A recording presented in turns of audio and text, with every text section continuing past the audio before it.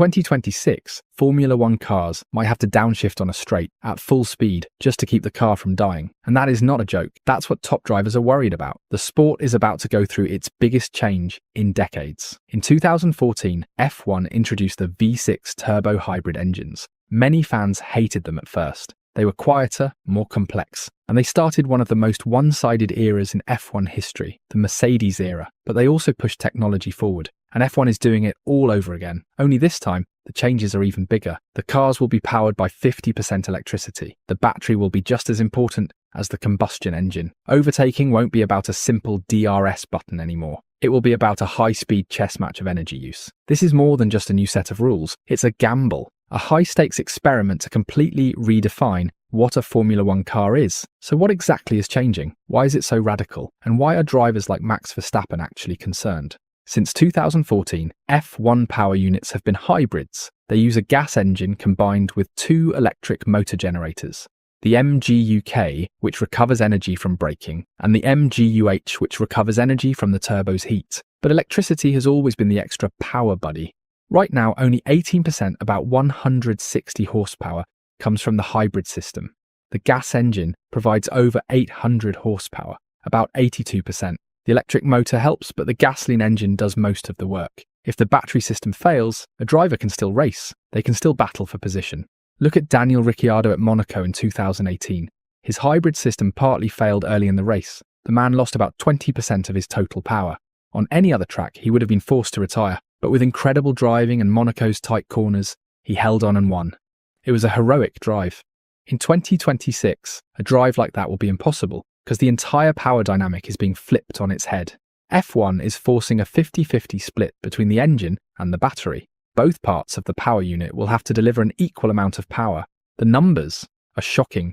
The power from the gas engine will drop from over 800 horsepower to just 540. Meanwhile, the power from the battery system, the MGU-H, will jump from 160 horsepower to nearly 470. This isn't a small adjustment, it's a complete overhaul of the car's heart.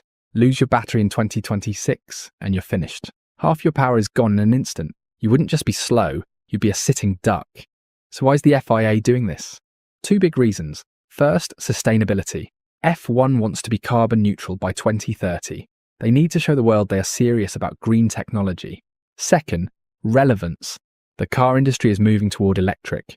Automakers aren't interested in spending hundreds of millions on old-school gas engines anymore. F1 needs to stay relevant to car companies to survive. By pushing the limits of hybrid tech, F1 hopes to attract new manufacturers like Ford, Audi, and Cadillac, who have all signed up for 2026. It's a way to keep the racing fast without going fully electric. But this new 50-50 world creates a huge problem. To deliver that much electric power, the battery needs to be constantly fed, and that's where things get really strange. To make this work, F1 is changing how cars collect and use energy. Right now, a car can only recover a certain amount of energy from the brakes each lap. In 2026, that limit is being increased by more than 4 times. On top of that, the MGU-H is being completely removed. That's the part that cleverly recovered energy from the hot exhaust gases of the turbo. It was a complex and expensive piece of tech, but it was a great way to generate power without relying on braking. Without it, the car has only one way to charge its massive new battery: braking. This changes everything about how a driver approaches a lap. They won't just be braking to make a corner, they will be braking to harvest energy. Driving styles will have to be completely rewritten. We'll see drivers braking in unusual ways, changing their racing lines to find the best spots to recharge, and using their engines in ways we've never seen before. This all came to a head when Max Verstappen tested a 2026 car in a simulator. He tried driving a lap at Monza, one of the fastest tracks on the calendar. His feedback was alarming.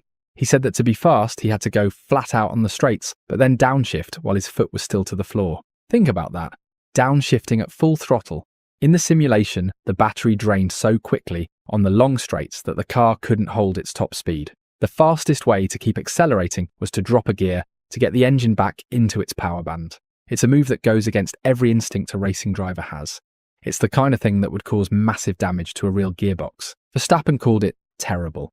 If that became the normal way to drive, F1's fastest tracks would feel broken. The FIA heard the feedback and made a change. Instead of the electric power just switching off when the battery hits zero, they introduced a ramp-down system. At high-speed tracks, the power will slowly fade over 7 seconds. At other tracks, it will fade over 3.5 seconds. This gives the driver a warning before the power disappears completely. It smooths out the performance drop. But the problem isn't gone, it's just hidden a little better. Drivers will still be fighting a car that's constantly threatening to run out of juice.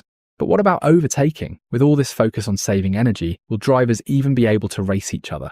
Since 2011, F1 has used the drag reduction system, or DRS. A simple button that opens a flap on the rear wing, reduces drag, and makes passing easier. Some fans love it, and some hate it. But in 2026, DRS is gone. Replacing it is a brand new system called manual override, and it adds a fascinating layer of strategy in wheel-to-wheel racing. Here's how it works. The car in front can use its full 470 horsepower from the battery up to a speed of 290 kilometers per hour. After that, the electric power starts to fade away. But if you're the car behind and you're close enough, you get an extra boost. You can keep your full electric power all the way up to 337 kilometers per hour. This boost is the override. It's an extra shot of energy you can use to attack.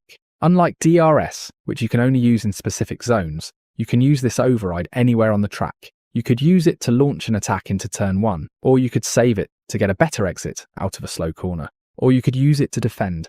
It turns every overtake into a tactical decision. It's a chess match at 335 kilometers per hour. Do you use your energy early to surprise them, or do you wait, bait them into using theirs and then counter? This could finally fix one of F1's biggest complaints: boring, predictable passes. But the changes don't stop there.